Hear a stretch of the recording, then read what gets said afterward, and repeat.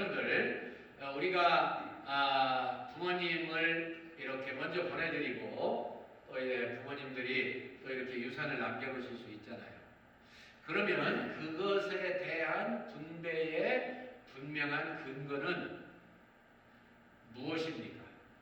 한번 나를 향해서 웃어주시고 환한 웃음으로 영접해주시고 허그해주시고 지나가는 말로 하신 말씀입니까? 아니면 written will입니까?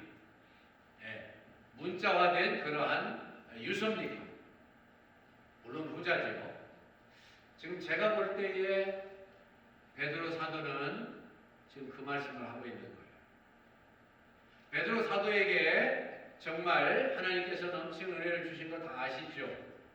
그래서 그가 지난 시간에는 자기의 어마어마한 경험을 통해서 이제 사랑하는 제자들이라고도 할 수 있고 수신자들이라고도 할 수 있는 그 사람들에게 자기의 경험을 나눴습니다. 엄청난 경험이죠, 사실. 그런 경험을 우리는 뭐 생전 기대도 하기 어려울지 몰라요. 다시 말씀드리지만 하나님은 성자 하나님 이야기입니다. 마태복음 16장에서 사람들이 나를 누구라고 하느냐. 여러 사람들 여러 가지 이야기했지만 제자들 가운데도 그러나 이 수제자인 베드로가 주는 그리스도시요 주님이 바로 메시아시요 살아계신 하나님의 아들이십니다. 예수님이 너무너무 기뻐하셨어요.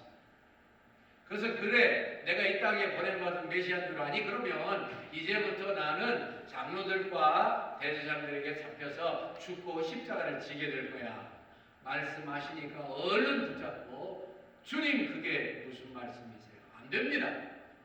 그때 예수님께서 그를 향해서 사탄아 내 뒤로 물러가라. 너무 가혹하다 생각이 들 만큼 말씀하셨습니다. 어떻게 그렇게 금방 칭찬하셨다가 사탄이라고 하실 수 있는가? 그러나 우리는 거기에서 중요한 걸 배웁니다. 예수님이 이 땅에 오셔서 오직 아버지 하나님을 생각하셨고 아버지 하나님이 원하시는 대로만 살아가셨지 단 한 번도 해차리하지 않으셨다. 이렇게 느낄 수 있는 거예요. 내가 이 땅에 온 것은 아버지 하나님의 목적을 이루기 위해서 나를 보내신 목적을 이루기 위해서 내가 온 것이지 잠시도 나는 내 유익을 위해서 내 명예를 위해서 나의 무슨 사람들이 알아주는 것을 위해서 이 땅에 오지 않았다는 명명백백한 삶의 확실한 목적을 가지고 사셨던 모습을 볼 수가 있는 거예요. 그러니까 예수님이 그렇게 좋아하실 만한 신앙 고백을 했는데도 불구하고 잠시 사탄에 사용되어서 예수님의 십자가의 길, 이 땅에 오신 목적을 이루는 구원의 길을 막을 때 즉시 사탄이라고 하죠. 그러나 베드로의 입장에서는 얼마나 민망했어요. 얼마나 참 마음이 아팠을 거예요. 얼마나 괴로웠을 거예요. 그래서 예수님은 그 다음 시간에 다시 변화산에 데리고 올라가서 사랑하는 베드로, 요한, 야고보 사람이 형언할 수 없는 어마어마한 그러한 환상을 보여주신 거예요. 아니 환상이 아니라 실제였죠. 그래서 예수님과 모세와 엘리야가 서서 사람이 어떻게 더 이상 할 수 없는 그런 옷도 환하고 빛나는 옷을 입으시고 얼굴이 해처럼 빛나는 그 어마어마한 체험을 하셨어요. 아무나 못하는 거죠. 얼마나 위로가 됐겠습니까? 아, 나에게 이런 어마어마한 체험을 하게 하시는구나. 보너스구나. 아, 이것은 장차 예수님이 십자가를 지신 다음에 죽으시고 부활하시고 영원 세계에서 재림하신 모습을 나에게 보여주십니다. 그러니 나는 이것을 평생 잊어버리지 않고 예수님이 나에게 보여주신 이 놀라운 축복을 평생 간직해야 되겠다. 그렇게 위로받았지 않았겠어요? 분명히 그랬죠. 아, 나는 이 은혜를 주신 예수님의 사랑을 잊을 수가 없다. 여러분 한마디 적용하고 지나갑니다. 여러분들이 혹 실수할 수 있습니다. 저도 마찬가지입니다. 주님 열심히 섬기다 보면은 넘어질 수도 있습니다. 그러나 분명한 것은 하나님은 우리를 사랑으로 부르셨고 우리 장로님 잘 기도해 주셨습니다. 사랑으로 부르셨고 뿐만 아니라 이 사랑을 깨닫고 주님을 사랑하면서 따라가는 사람들에게는 언제든지 은혜를 주십니다. 언제든지 은혜를 주셔요. 실수하고 넘어져도 그거 가지고 버리시는 법이 없습니다. 그들을 첫 번째는 깨우쳐 주십니다. 성령님의 감동을 주셔서 깨우쳐 주십니다. 이때 회개하면 제일 좋은 거죠, 사실. 이때 바른 길로 들어서면 더할 나위 없는 것이죠. 그렇게 안 해도 끝까지 자기 모습을 피우면 그냥 두시는 게 아니라 기어이 바른 길로 돌이켜 주십니다. 하나님께서, 성자 하나님께서 야단을 치시고 사탄이라고 하신 다음에도 마음이 안 좋으셨겠죠. 저는 그렇게 개인적으로 해석하고 싶어요. 그래서 그들을 데려다가 그 변화산에서 형언할 수 없는 그런 위대한 그런 모습을 보여주신 거예요. 근데 참 재미있는 것은 베드로 사도가 이 사실을 내가 친히 경험했기 때문에 예수님의 재림은 너무 명명백백한 거다 말씀을 하시고 나서 이어서 바로 오늘 본문의 말씀을 주신 거예요. 왜요? 내 체험보다 뭐가 중요하다는 거예요? 하나님의 말씀이 중요하다는 거예요. 내 체험 아마 누구도 경험할 수 없을 거야. 누구도 비교할 수 있는 그런 일이 이루어지지 않을 거야. 나는 평생 그것을 간직하고 잊어버릴 수 없어. 근데 그거보다 더 중요한 게 있는데 그것이 바로 말씀이다. 할렐루야. 첫 번째 말씀의 효용성입니다. 말씀의 효용성. 말씀이 무슨 효과가 있느냐? 그것은 다시 말씀드리지만 움직일 수 없는 구원의 근거와 우리 삶의 좌표를 제공해 주십니다. 다시 유언의 이야기 한번 다시 잠깐 하고 지나가면 누가 뭐라고 해도 형제들이 뭐라고 싸우고 뭐 주장을 해도 유언장에 글씨로 나와 있는 그것은 아무도 거절할 수가 없습니다. 지금 하나님 말씀이 그렇다는 뜻입니다. 하나님 말씀, 내가 이 어마어마하고 상상할 수도 없고 너희들은 꿈도 못 꾸는 그런 체험을 했을지 모른다. 그런데 그거보다 더 중요한 게 하나님의 말씀, 구약의 말씀, 성경 말씀, 구약의 말씀 우리가 받았는데 그건 하나님의 말씀이고 움직일 수 없는 것이고 취소될 수 없는 것이고 그곳에서 말씀한 예수님의 재림에 대해서는 아무도 부정할 수가 없다. 그래서 이 말씀을 붙들어야 돼. 말씀을 내가 내 것으로 늘 삼아야 돼. 말씀을 늘 읽어야 돼. 묵상해야 돼. 너희들의 것으로 삼아야 돼. 그래서 너희들은 말씀과 함께 전진하고 말씀과 함께 너희들의 삶의 승리를, 신앙생활의 승리를 가져오기를 바랍니다. 이 말씀은 마치 깜깜한 어두운 밤에 등불과 같은 존재야. 그리고 새벽이 이제 어두이 물러가고 새벽이 오면은 찬란한 새벽빛이 나타나서 그 다음에 날이 환해지는 것처럼 말씀은 바로 그런 역할과 작용을 하는 거야. 그래서 여러분 특별히 시편 119편 105절에서도 그렇게 말씀했지 않습니까? 주의 말씀은 내 발의 등이요 내 길의 빛입니다. 그날은 아무것도 없었죠. 뭐 전기가 있었습니까? 아무것도 없었죠. 뭐 있어봤자 횃불을 들든지 아니면 등을 들고 다녔어요. 앞길이 안 보이니까요. 껌껌하니까요. 위험하죠. 그것도 바람이 불면 꺼지니까. 하여튼 그런데 어떤 장치를 했든지 등불이 있으면 앞이 보인다. 바로 말씀은 그와 같은 존재이다. 그리고 이 말씀은 절대로 사사라이 불 것이 아니야. 왜냐하면 이 말씀은 성령님께 감동을 받은 사람들이 하나님의 말씀을 하나님의 뜻에 따라서 우리에게 전해준 거야. 그러므로 하나님 말씀은 절대로 움직일 수 없는 것이고 하나님 말씀은 모든 것에 근거가 되고 모든 인생 문제에 해결이 된다. 그런 것이 똑같은 말씀. 신약에 두 번 그런 말씀이 나와 있죠. 첫 번째 말씀은 여러분이 잘 아시는 것처럼 디모데후서 3장 16절 이하에 나오는 말씀입니다. 모든 성경은 하나님의 감동으로 된 것으로 성령님의 영감으로 된다는 말씀이죠. 교훈과 책망과 바르게 함과 의로 교육하기에 유익하니 뭐 잘 아시니까 자세한 설명 안 합니다. 교훈과 책망과 바르게 함과 의로 교육하기에 유익하니 이렇게 해서 어떻게 하겠다는 거예요? 이는 하나님의 사람으로 온전해지고 온전한 사람이 되어서 하나님과 함께 영원히 살 수 있게 만들어 주십니다. 모든 선한 일을 행하기에 온전케 하려 합니다. 우리가 급하다 보니까 앞에 있는 부분만 강조하기 쉬웠어요. 예. 하나님의 사람으로 온전한 사람, 구원받고 하나님의 자녀다운 사람으로 그렇게 빚어 만들어갔는데 아주 유익한 거야. most necessary element. 가장 중요한 요소야. 거기까지만 얘기하기 쉬워요. 근데 성경은 그런 게 아니죠. 그래서 여러분들과 제가 성경을 묵상하고 읽고 또 그러는 거예요. 반드시 성경은 나의 구원만 위해서 아니라 뭐를 위해서 주어졌어요? 하나님의 사람으로 온전케 되기 위해서 뿐만 아니라 모든 선한 일을 행하기에 온전케 하려 함이라. 행동이 반드시 따르고 변화해서 삶을 예수님처럼 부가해 나가는, 영위해 나가는, 그래서 내 속에 살아계신 나를 지배하시는 예수님의 모습을 반드시 보이도록 하기 위해서 성경을 주셨다고 말씀합니다. 할렐루야. 이 말씀을 절대로 사사로이 풀지 말라고 했어요. 개인적인 것만 가지고는 안 된다는 거예요.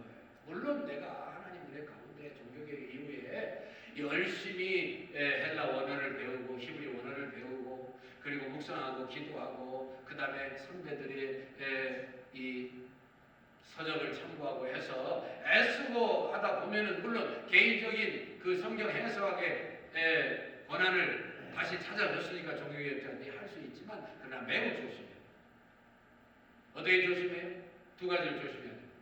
하나는 너무 지나치게 좌측으로 기울어져서 자유주의 신학적인 해석을 하면 안 됩니다. 하나님 말씀? 그게 무슨 하나님 말씀이야? 거기에도 사람의 말이 있을 수 있지. 저자들의 잘못에 의해서 거기에는 마귀의 소리도 있을 수 있지. 뭐 그따위 소리 하고 있어.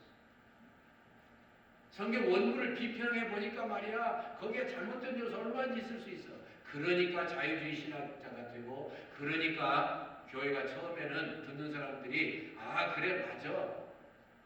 신약의 여러 가지, 구약의 여러 가지 기적이 이해가 안 되더니 이제 보니까 이해가 되네. 그러다 교회도 다 떨어졌어.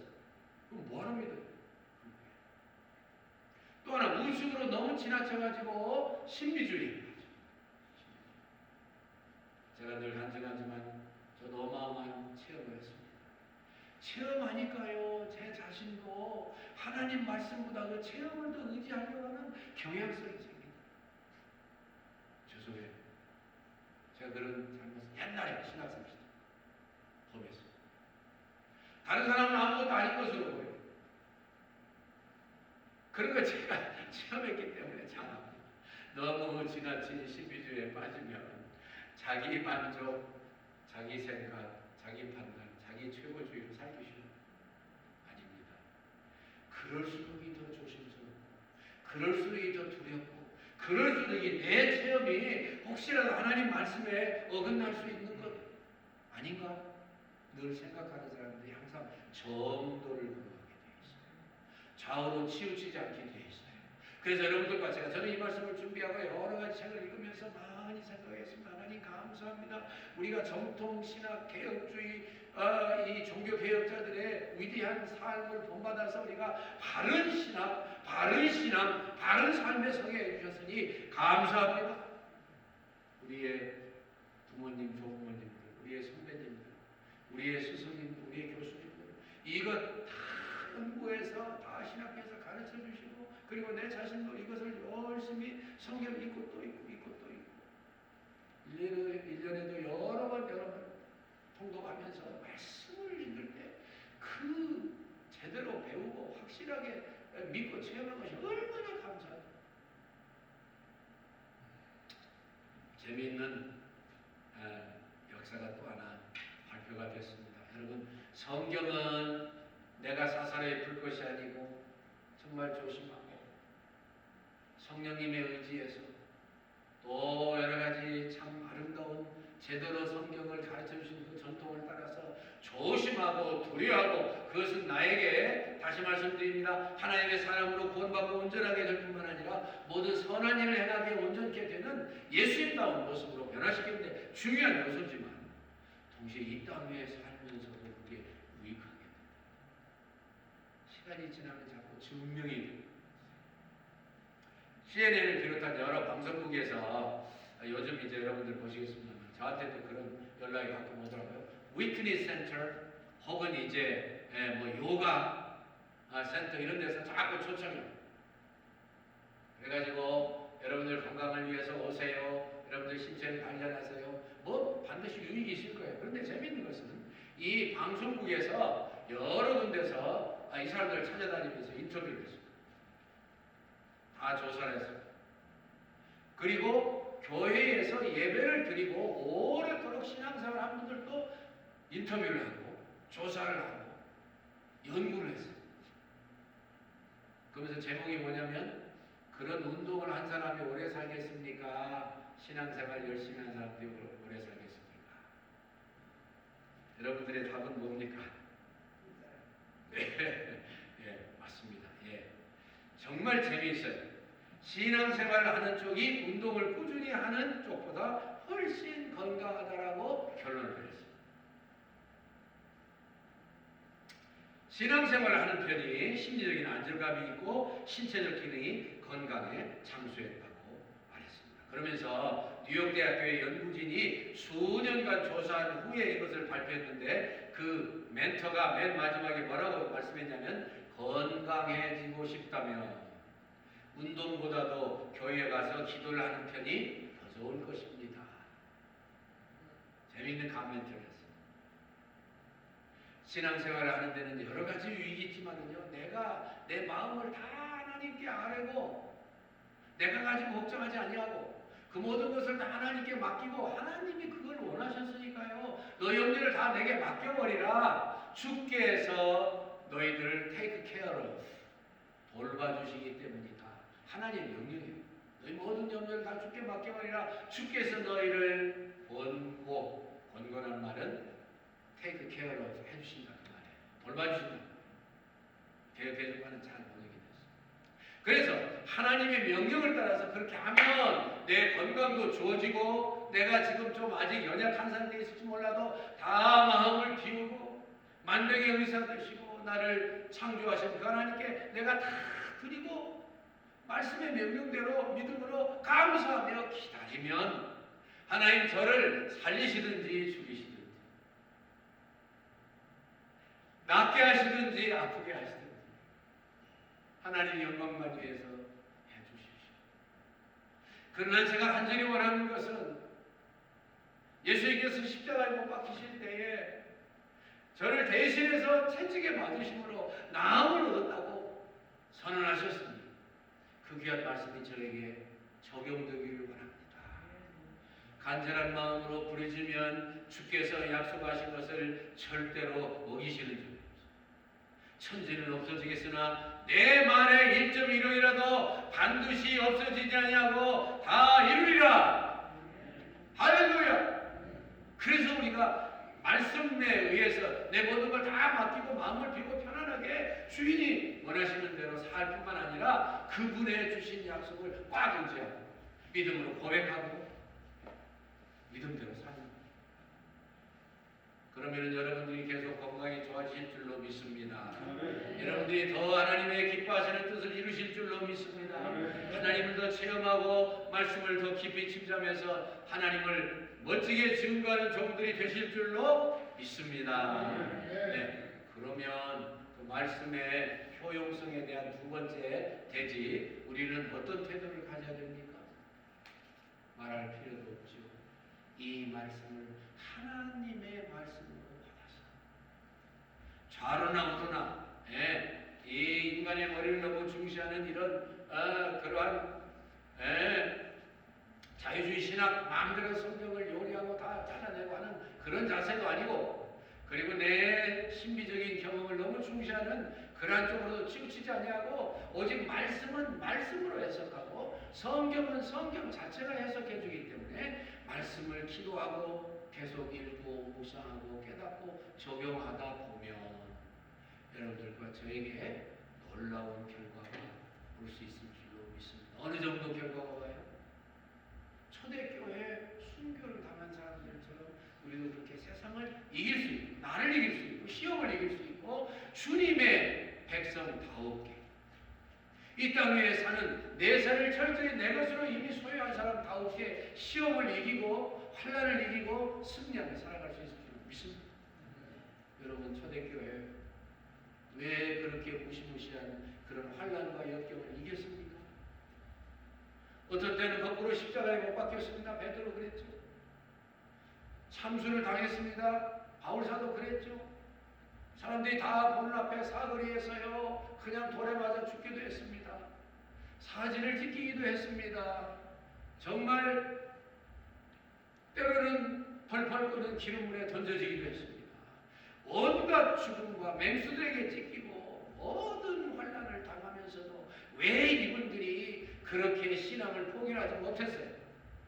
왜 그랬어요? 그분들에게 재림 신앙이 확실하게 있었기 때문에 그렇습니다. 재림 신앙.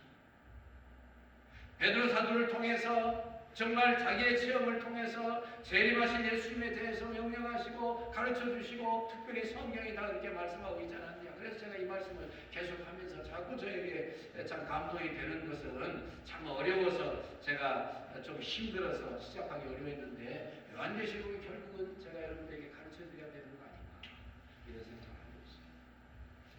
그래서 이분들은 그런 신앙이 있었고 체험이 있었기 때문에 살아계신 하나님이 계속 역사하시고 자기들 사이에서 신앙의 공동체 사이에서 계속 예수님의 모습을 볼 수 있었기 때문에 이 모든 걸 다 차치하고 이기고 감사하면서 자기들끼리 만났을 때는 언제든지 환한 얼굴로 서로 인사했습니다. 마라나타, 마라나타, 주 예수님이시여 어서 오시옵소서. 나중에 안 되니까 저 지하 카타콤으로 내려가서 그 어두운 삶을 햇빛을 보지 못하는 삶을 살면서도 항상 마라나타, 주님 다시 오십니다. 주님 다시 오십니다. 잠깐만 지나면 이제 영원 세계에서 내 사랑하는 신랑 되시는 예수님과 함께 영원히 살게 될 것입니다. 형제여 조금만 더 견딥시다. 자매여 조금만 더 참읍시다. 마라나타, 마라나타.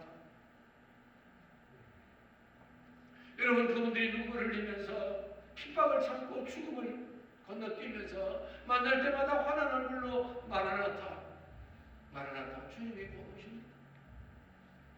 그것을 가르쳐 주시기 위해서 이 베드로후서에 쓴 거예요, 사실. 베드로후서. 성경, 여러분 성경 말씀 사랑하시죠? 성경 말씀을 소중히 여기시죠? 저는 사랑합니다. 여러분들이 얼마나 열심히 신앙생활 하시고 얼마나 하나님을 사랑하시고 얼마나 믿음으로 정말 주님께 헌신하는 삶을 사시는지 저는 잘 알고 있습니다. 믿지 아니하는 사람이라면 시인즉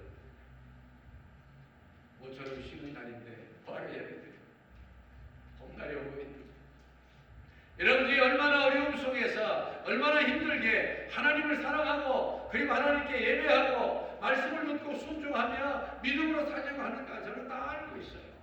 그러나 여러분들이 계속해서 그 사실을 주님 안에서 말씀을 통해서 설교를 통해서 믿음을 키워나가고 믿음을 담대하게 하고 돈독히 하게 해서 마지막 예수님의 재림을 몸소 체험하고 말씀으로 믿은 사람들 다우게 살면 여러분들과 저의 삶이 승리로 이끌어질 것입니다.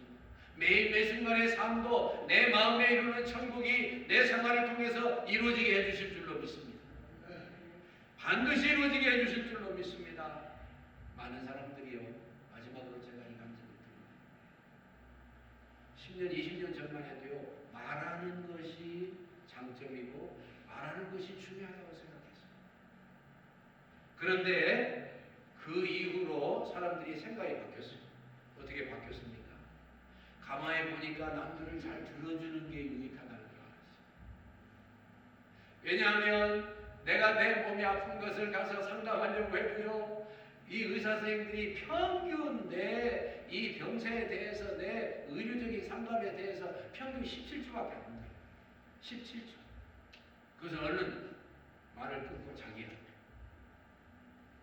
물론 바쁘니까 그러고 환자 많이 봐야 되니까 그럴 수 있겠죠. 그런데 그걸로 인해서 사회적인 손실이 엄청나게 나타납니다.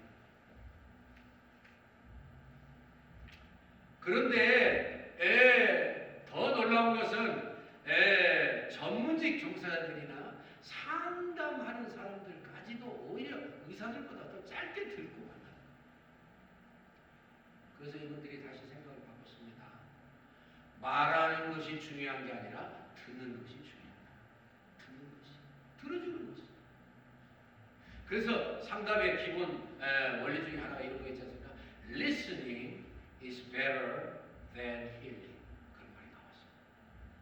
들어만 주니까 힐링이 되더라. 너 이 약 먹어라. 이렇게 의사에게 가보라. 그거보다 자세히 듣고 그의 입장에 서가지고 고개를 끄덕끄덕 아니 세상에 아이고 그렇게만 하면 돼요. 여러분. 아이고 세상에 그래서 어떻게 하셨어요? 이렇게만 하면 그 사람의 병이 나아요. Listening is better than healing. 이 사실은 참 재미있는 것이요. 그 철학자인 모티머 애들러라고 하는 분이 지금부터 약 한 50, 60년 전에 벌써 이런 이야기를 했어요. 사람들이 듣지 못하는 이유는 듣는 법을 배운 적이 없기 때문이다. 참 의미가 있는 말이더라고요. 듣는 능력 또한 재능이며 훈련이 필요한 일이다. 이토록 중요한 사실을 모르는 사람이 왜 이리 많은지 나로서는 알 수가 없다. 철학자니까 또 그런 말씀했겠죠. 저는 이 말씀을 결론으로 가져온 이유가 있습니다.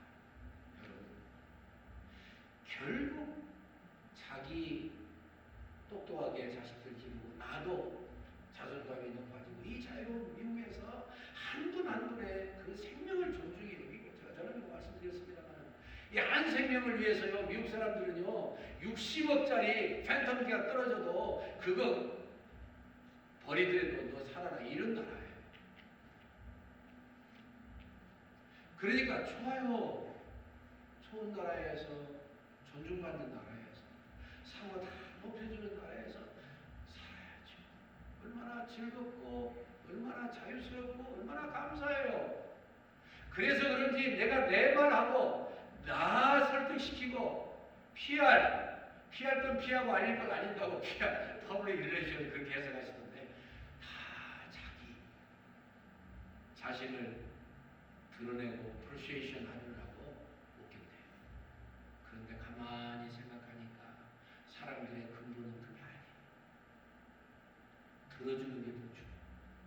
저는 오늘 하나님 말씀을 듣는 여러분들 저 자신 이 귀한 철학자의 모티머 애들러의 말을 좀 신중하게 들어야 된다고 생각해요. 그래서 이제부터라도 경성은 가만히 앉아있으면 되는 일이 아니라 노력과 훈련으로 완성되는 일이기 때문에 실제로 내기로 상대방의 이야기를 좀 듣는 훈련, 시간 내서 상대방을 정말 내가 예수 그리스도의 사람으로 사랑하고 안고 있다는 걸 보여주시고 특별히 하나님 말씀에 대해서 귀를 여시고 들으실 수 있기를 주님의 이름으로 축원해 드립니다. 얼마나 많이 들으십니까?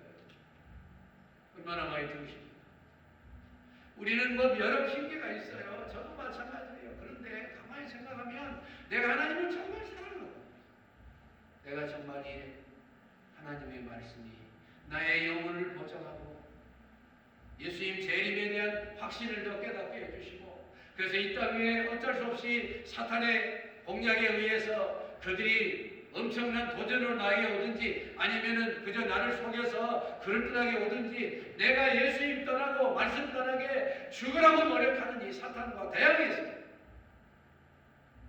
평소에 하나님 말씀 잘 듣는 들어서 내 마음에 간직하는 훈련 말씀이 무기가 되어서 어떠한 영악한 사탄이라도 칼을 빼서 다 무너뜨릴 수 있고 나와 가장 친한 사람을 통해서도 나에게 도전하는 것을 간파하고 또 부러뜨리는 말씀을 듣는 이 훈련이 저 여러분에게 넘쳐서 베드로 사도가 우리에게 경고해 주신 이 말씀이 우리 생활에서 큰 효용되게 되시길 주의 이름으로 간절히 축원해 드립니다. 주님 감사합니다.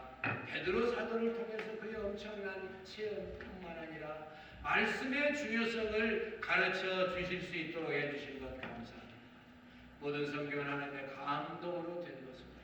교훈과 책망과 바르게 함과 의로 교육하기에 유익해서 하나님의 사랑으로 온전케 되며 하나님의 사람이 선한 일을 행하기에 온전케 되어 작은 예수로 살아가는 일.